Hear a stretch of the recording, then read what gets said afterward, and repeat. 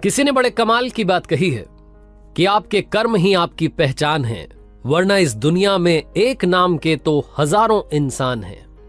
Hi guys, मेरा नाम है आरजे कार्तिक और आपके लिए एक छोटी सी कहानी। ये कहानी एक जादूगर की, जो जादू दिखाने के लिए धीरे धीरे प्रसिद्ध होता जा रहा था। राज दरबार में बात पहुंची, राजा ने उसे जादू दिखाने के लिए बुलाया। जादूगर को लगा कि जिंदगी में सबसे बड़ी कमाई करने का अवसर आ चुका है। जादूगर ये सोच रहा था कि वो सबसे अच्छा जादू दिखाएगा और सबसे ज्यादा इनाम राजा जी से पालेगा। दरबार में पहुंचा, सोचते हुए जा रहा था कि कौन सा जादू दिखाऊं। जब वहां पहुंचा तो उसे लगा कि सारे जादू तो दिखा चुका हूं, आज कुछ नया करता हूं। तो जादूगर ने राजा का मुकुट ही गायब कर दिया और जैसे ही मुकुट गायब हुआ, दरबारी हंसने लगे। राजा साहब को यह अपनी तौहीन लगी।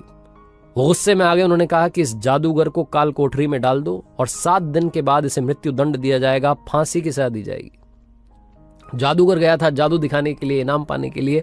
उसे कोठरी में डाल दिया गया। उसकी पत्नी को बात मालूम चली, रोती बिलखती पहुंची अपने पति से मिलने के लिए। जाकर के देखती कि जादूगर मुस्कुरा रहा था। उसने कहा कि पागल पागल तो नहीं हो गए हो, 7 दिन के बाद में तुम ये दुनिया छोड़ के चले जाओगे और तुम मुस्कुरा रहे हो।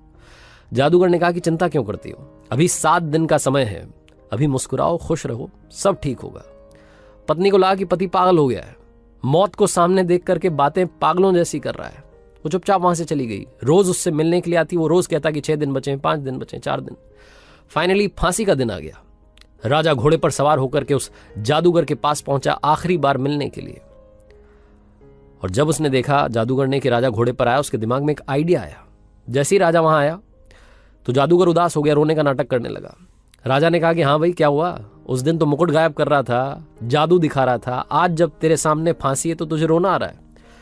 जादूगर ने कहा कि नहीं महाराज, मरने से नहीं डर रहा हूं, मरना तो सबको है। मुझे इस बात का डर है कि बरसों से एक कला सीख रहा था, अपने घोड़े को उड़ना सिखा रहा था, उसे उड़ाना चाहता था। वो काम बस 1 साल में पूरा होने वाला था। अब मैं वो कला अपने साथ ही लेकर के दुनिया छोड़ जाऊंगा। मुझे इस बात का अफसोस हो रहा है। राजा के मन में आया कि उड़ने वाला घोड़ा ये जादूगर तैयार कर रहा है। मान लो वो घोड़ा मेरे पास आ गया तो मैं बड़ा से बड़ा युद्ध जो है आसानी से जीत जाऊंगा। बड़े से बड़े युद्ध में बड़े से बड़े राजा को ऐसे ही हरा दूंगा।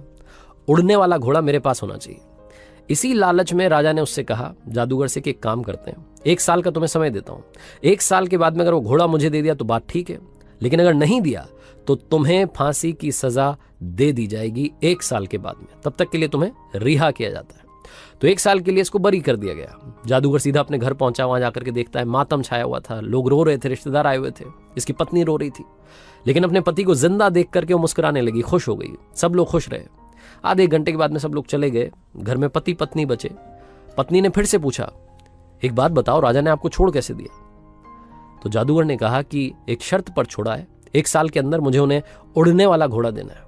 तो पत्नी जो थी वो फिर से गुस्सा होने लगी, कहने लगी कि पागल हो गए हो, ये क्या तुम वादा करके आ गए? उड़ने वाला घोड़ा हम बना ही नहीं सकते।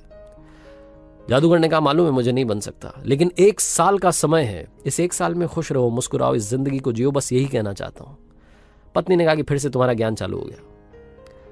जादूगर ने बहुत समझाया कि खुश रहो, सब ठीक होगा। और कमाल ये हुआ कि उस 1 साल के अंदर ही 6 महीने के अंदर राजा की मृत्यु हो गई। 3 महीने के अंदर घोड़ा मर गया। कौन सा घोड़ा, कौन सा राजा, बात ही खत्म हो गई। जादूगर जो कह रहा था कि चिंता मत करो, वो बात बिल्कुल सही रही। छोटी सी मजेदार कहानी है, लेकिन हमें सिखाती है कि जिंदगी में हम में से बहुत सारे लोग आज में खुश नहीं है। हम कल की चिंता करके दुखी हो रहे हैं। हमें लगता है कि कल ये प्रॉब्लम आएगी, क्या होगा, कैसे होगा, उसको सोच सोच करके आज दुखी हो रहे हैं। आज हमारे पास में सब कुछ है, मुस्कान है, फैमिली है, लेकिन हम खुश नहीं हैं। हम कल की चिंता में दुखी हैं।